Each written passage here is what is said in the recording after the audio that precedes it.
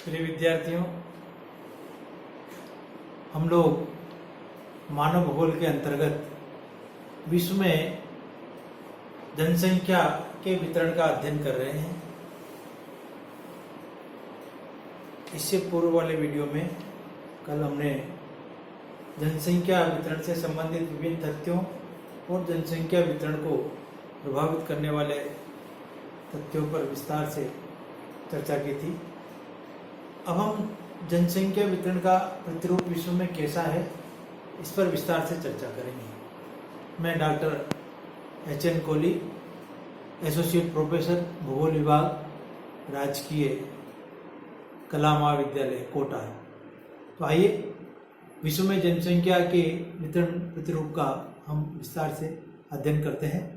देखिए, जब हम विश्व में जनसंख्या के वितरण प्रतिरूप को देखते हैं तो जैसा कि कल भी हमने चर्चा की थी, विश्व में जनसंख्या का वितरण अत्यधिक असमान है और विश्व के 90% भूभाग पर केवल 10% जनसंख्या निवास करती है, तो 10% भूभाग पर 90% जनसंख्या निवास करती है। इस प्रकार का जो है जनसंख्या का वितरण अत्यधिक असमान है। अब जनसंख्या के वितरण प्रतिरूप में बात करें तो इसको जनसंख्या के वितरण प्रतिरूप को हम 4 भागों में बांटकर इसको देख सकते हैं। नंबर 1 है उच्च जनसंख्या वाले क्षेत्र।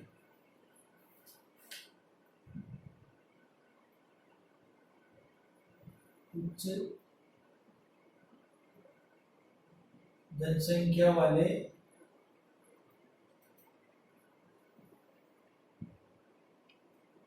क्षेत्र। दूसरा है मध्यम जनसंख्या वाले क्षेत्र। मध्यम जनसंख्या वाले क्षेत्र। तीसरा है निम्न जनसंख्या वाले क्षेत्र। निम्न जनसंख्या वाले क्षेत्र। और चौथा है अति निम्न जनसंख्या वाले क्षेत्र। अति निम्न जनसंख्या वाले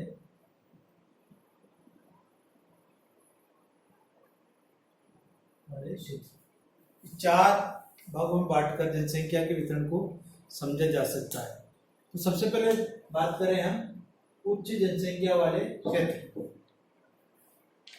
उच्च जनसंख्या वाले क्षेत्रों में 100 व्यक्ति प्रति वर्ग किलोमीटर से अधिक 100 व्यक्ति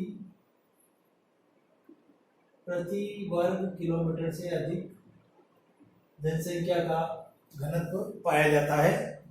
और ऐसे क्षेत्रों में एशिया, यूरोप और मध्य अमेरिका के क्षेत्र आते हैं। एशिया में जैसा कि आप सभी को विदित है, चीन, Bharat, Bangladesh, Korea, Japan, Pakistan, Sri Lanka, Israel, Lebanon, Thailand, Vietnam और बांग्लादेश। तो ये एशिया की जो देश है, यहाँ पर विश्व का सर्वाधिक जनसंख्या घनत्व पाया जाता है। और एशिया में यह 100 यहाँ 1218 व्यक्ति, एशिया में 1218 व्यक्ति प्रति वर्ग किलोमीटर जनसंख्या का घनत्व पाया जाता है। तो इस प्रकार से जो एशिया महाद्वीप है, ये उच्च जनसंख्या वाले क्षेत्रों के अंतर्गत आता है। दूसरा इसी में उच्च जनसंख्या वाले क्षेत्रों में यूरोपीय क्षेत्र है, जिसमें यूनाइटेड किंगडम यानी Britain, Netherlands, Germany, France, Switzerland, Poland, चेक गणराज्य, डेनमार्क, बेल्जियम, हंगरी, इटली आदि देशों में 100 व्यक्ति प्रति वर्ग किलोमीटर जो जनसंख्या घनत्व पाया जाता है।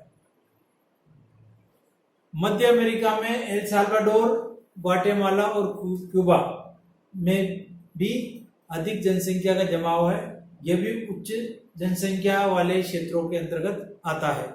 अफ्रीका में नाइजीरिया तथा युगांडा देश 100 से अधिक जनसंख्या घनत्व रखते हैं, इसलिए ये भी उच्च जनसंख्या वाले क्षेत्रों के अंतर्गत आते हैं। अब दूसरा है मध्यम जनसंख्या वाले क्षेत्र। तो मध्यम जनसंख्या में 51 से 100 व्यक्ति प्रति वर्ग किलोमीटर जनसंख्या घनत्व रखते हैं, जिन्हें हम मध्यम जनसंख्या वाले क्षेत्रों के अंतर्गत रखते हैं। तो ऐसे क्षेत्रों में, मध्यम जनसंख्या वाले क्षेत्रों में दक्षिणी पूर्वी एशिया में म्यांमार, लाओस और मलेशिया, दक्षिणी पश्चिम एशिया में टर्की, ईरान, इराक और जॉर्डन, और यूरोप में स्पेन, यूनान, यूगोस्लाविया, यूक्रेन, अफ्रीका में इथोपिया, मिस्र, मोरक्को, ट्यूनीशिया, कीनिया, और लैटिन अमेरिका में मेक्सिको। ये जो देश हैं, जो क्षेत्र हैं, वो मध्यम जनसंख्या वाले क्षेत्रों के अंतर्गत आते हैं। यहाँ पर जनसंख्या का घनत्व 51 से 100 व्यक्ति प्रति वर्ग किलोमीटर पाया जाता है। तो इस प्रकार से ये मध्यम जनसंख्या वाले क्षेत्रों के अंतर्गत आते हैं।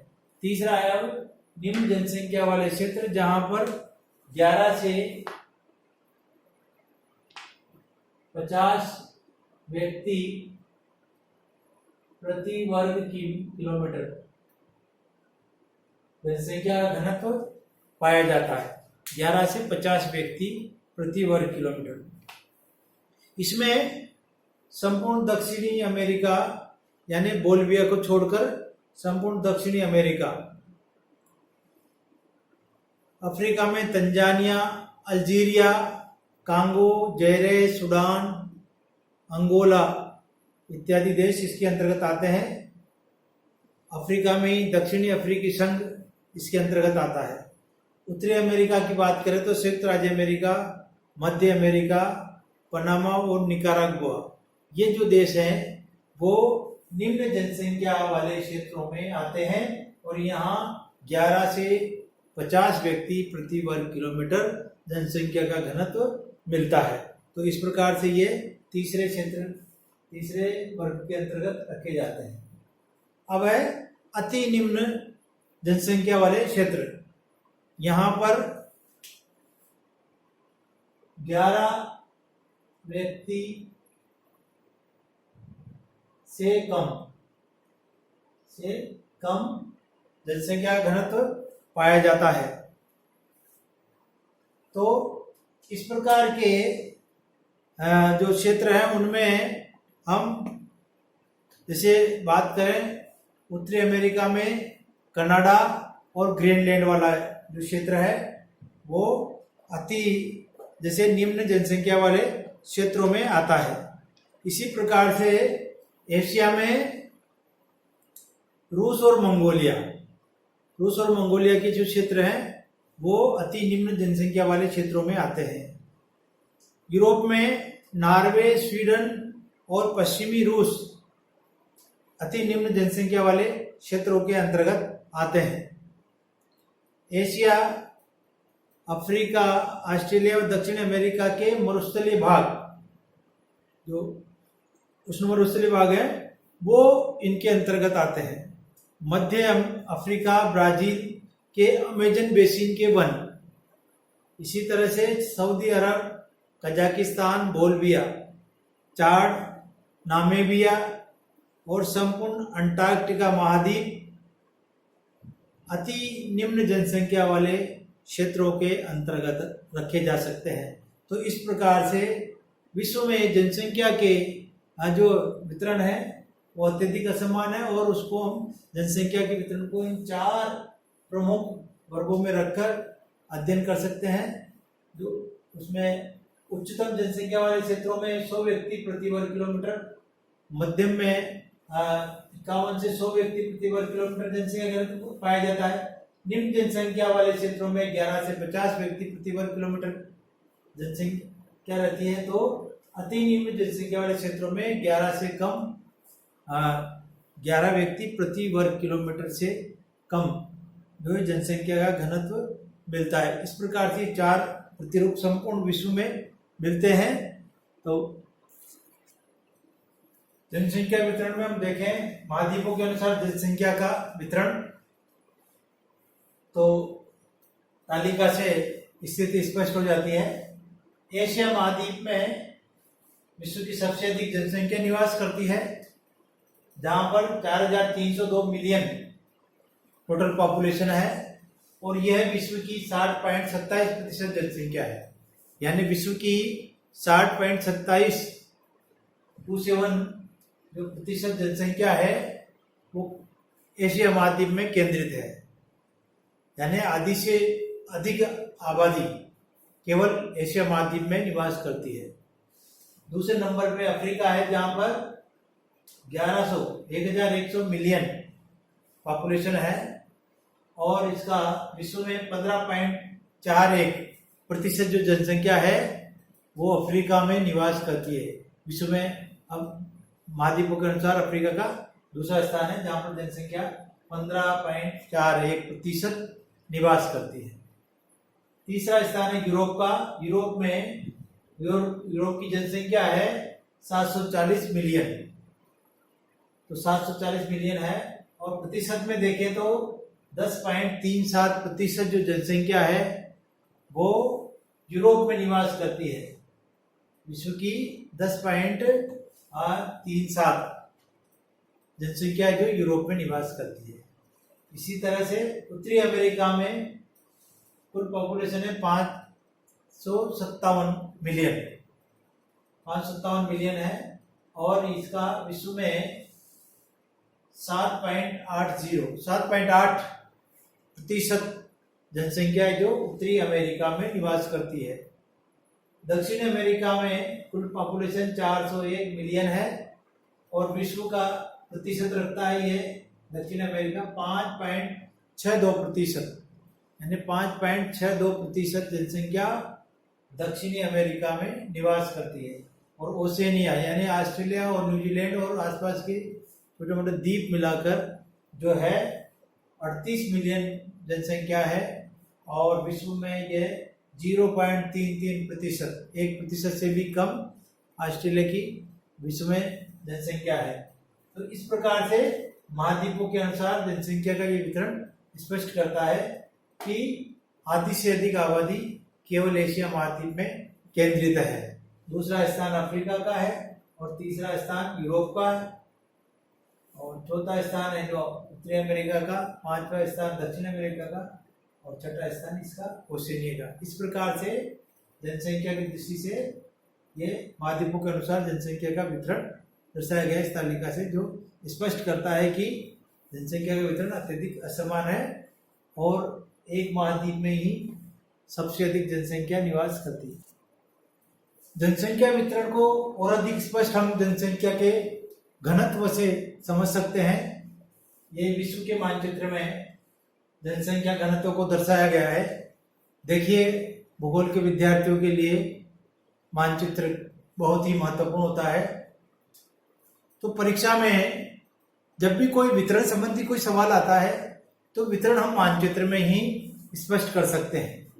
लिखने की बजाय मानचित्र बनाना ज्यादा श्रेष्ठ है, और बनाना भी चाहिए। जहां पर भी जैसे जनसंख्या का वितरण है, या खनिजों का वितरण है, या किसी भी तरह से जैसे मान लीजिए प्राकृतिक वनस्पति को दर्शा रहे हैं, या कोई सी तरह का वितरण हम मानचित्र में ही दर्शा सकते हैं। तो विश्व के मानचित्र में इस जनसंख्या घनत्व को दर्शाया गया है। तो इस मानचित्र से स्पष्ट हो जाता है कि कहां पर जनसंख्या का घनत्व अधिक है। देखिए, ये जो डार्क शेड है वहां 250 व्यक्ति प्रति वर्ग किलोमीटर से अधिक जनसंख्या का घनत्व पाया जाता है। तो ऐसे देशों में देखिए, एशिया के 2 बड़े देश चाइना और भारत, और इसी तरह से पश्चिमी यूरोप, ये जो देश है वहां पर, और कुछ जो उत्तरी अमेरिका में जो औद्योगिक क्षेत्र है, संयुक्त राज्य अमेरिका का झील प्रदेश वगैरह के पास वाला क्षेत्र, तो वहां पर तो ऐसे जिन क्षेत्रों में जनसंख्या का जो घनत्व है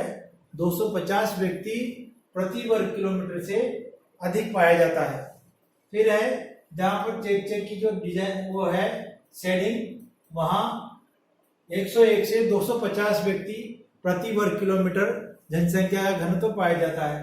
तो ऐसे क्षेत्रों में मुख्यतः भारत, चाइना और दक्षिणी पूर्वी एशिया के देश जैसे म्यांमार है, थाईलैंड है, इसी तरह से इंडोनेशिया वाला भाग है, और पश्चिमी यूरोप के कुछ देश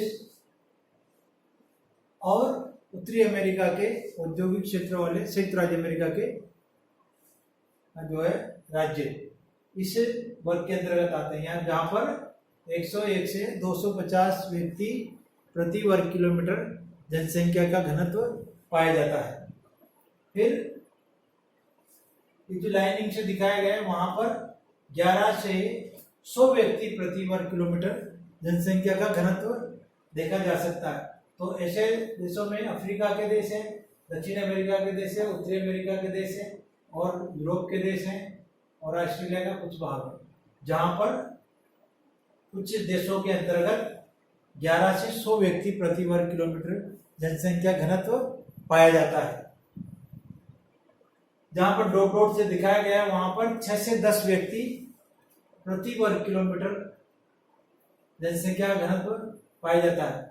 तो देखिए अफ्रीका के अधिकांश देशों में और दक्षिणी अमेरिका के अधिकांश क्षेत्र में और उत्तरी अमेरिका के अधिकांश क्षेत्र में, इसी तरह से जो है एशिया के उत्तरी भाग में यानी यूरेशिया वाला जो रूस वाला जो क्षेत्र है और पश्चिमी एशिया है, वहां पर क्योंकि जनसंख्या घनत्व बहुत अधिक नहीं पाया जाता है, बहुत कम जनसंख्या घनत्व पाया जाता है, वहां पर 6 से 10 व्यक्ति प्रति वर्ग किलोमीटर का जनसंख्या का घनत्व पाया जाता है। और जहां पर खाली जगह है वो एरिया 5 से कम व्यक्ति प्रति वर्ग किलोमीटर जनसंख्या घनत्व रखते हैं। तो देखिए विश्व के अधिकांश भाग में ये दोनों तरह के यानी 5 से लेकर 10 व्यक्ति प्रति वर्ग किलोमीटर जनसंख्या घनत्व की अगर हम बात करें तो अधिकांश क्षेत्र इसी के अंतर्गत आ जाता है। यानी कल हमने जो जैसे चर्चा की थी जनसंख्या वितरण से संबंधित तथ्यों में, तो मैंने बताया था कि विश्व की जो है 10% आबादी 90% भूभाग पर निवास करती है, जिस उसका ठीक उल्टा कि 90% जनसंख्या विश्व की केवल 10% भूभाग पर निवास करती है। तो ये जनसंख्या घनत्व इसी बात को बताता है कि जैसे अभी इससे पहले हमने चर्चा की थी कि एशिया में 60% से अधिक जनसंख्या निवास करती है। विश्व की 60% से अधिक जनसंख्या एशिया महाद्वीप में निवास करती है।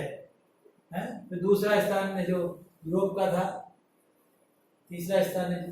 तो इस तरह से मतलब जैसे जनसंख्या का जो घनत्व है वो एशिया में सर्वाधिक भी पाया जाता है और एशिया महाद्वीप में विश्व की सबसे अधिक जनसंख्या भी निवास करती है। तो ये इस मानचित्र से विश्व की जनसंख्या का जो है वितरण बिल्कुल स्पष्ट हो जाता है। तो मानचित्र के माध्यम से हम जनसंख्या के वितरण को बहुत अच्छी तरह से दर्शा सकते हैं। देखिए जनसंख्या जहां पर जनाधिक्य है, जनसंख्या केंद्र अधिक पाया जाता है, वहां पर अनेक प्रकार की समस्याएं भी पैदा हो जाती है। तो जनसंख्या समस्याओं के अंतर्गत हम जनाधिक्य की समस्याओं पर चर्चा करें तो पाते हैं कि जहां पर जनसंख्या का घनत्व या जनसंख्या का जमाव अधिक पाया जाता है, जनाधिक्य है, उन देशों में जनसंख्या तीव्र गति से बढ़ रही है। तीव्र जनसंख्या वृद्धि वहां पर पाई जाती है। जन्म दर अत्यधिक ऊंची है और मृत्यु दर, क्योंकि चिकित्सा सुविधाओं के विस्तार के कारण से मृत्यु दर में बहुत अधिक गिरावट आ गई है, लेकिन जन्म दर है जो तीव्र गति से बढ़ रही है। इस कारण से एशिया जैसे देशों में जनसंख्या की जो वृद्धि है वो तीव्र गति से पाई जाती है। जनसंख्या की अधिकता के कारण से ऐसे देशों में निर्धनता और बेरोजगार की समस्या, रोजगार की समस्या तीव्रता से फैलती जा रही है। रोजगार बहुत बड़ी समस्या बन रही है और जनसंख्या उसके पीछे बहुत बड़ा कारण है। तो जनाधिक्य वाले क्षेत्रों में रोजगार की समस्या और निर्धनता की समस्या अधिक दिखाई पड़ती है और इस कारण से वहां पर भूखमरी और अनेक प्रकार के जैसे गरीबी, कुपोषण इत्यादि की समस्याएं भी बढ़ जाती है। खाद्य समस्या एवं कुपोषण की समस्या भी इन क्षेत्रों में दिखाई देती है, क्योंकि जनसंख्या इतनी अधिक क्षेत्रों में, कई क्षेत्रों में तो इतनी अधिक है कि वहां पर उनके आवास की भी समस्या है, तो उनके खाद्यान्न की भी समस्या है और पोषण की भी समस्या है। पीने का पानी भी सही प्रकार से उन्हें उपलब्ध नहीं हो पाता और इस कारण से ये जो क्षेत्र है वो आर्थिक विकास में भी पिछड़े हुए दिखाई देंगे। इतना अधिक जनाधिक्य होने के कारण से इन क्षेत्रों का अधिक विकास नहीं हो पाता है। तो इसी प्रकार जैसे जहां पर जनाधिक्य के कारण समस्या है, तो कई क्षेत्र ऐसे हैं जहां पर जो न्यून जनसंख्या के कारण से भी समस्या है। तो ऐसे क्षेत्रों में जैसे कनाडा, इधर स्विट्जरलैंड वगैरह और साइबेरिया का बहुत बड़ा भाग जहां पर जनसंख्या बहुत न्यून है, तो ऐसे क्षेत्रों में भी विकास की गति अवरुद्ध हो जाती है, क्योंकि वहां पर श्रमिकों का अभाव पाया जाता है। इसी प्रकार से सुरक्षात्मक समस्याएं हैं, जनसंख्या में निरंतर कमी होने के कारण से अनेक प्रकार की समस्याएं वहां पर पैदा हो जाती है। तो न तो जनाधिक्य सही स्थिति है और न ही न्यूनतम जनसंख्या की स्थिति है। तो अनुकूलतम जनसंख्या वाली स्थिति जहां पर पाई जाती है वहां पर विकास की संभावनाएं अधिक होती है। ये जनसंख्या वितरण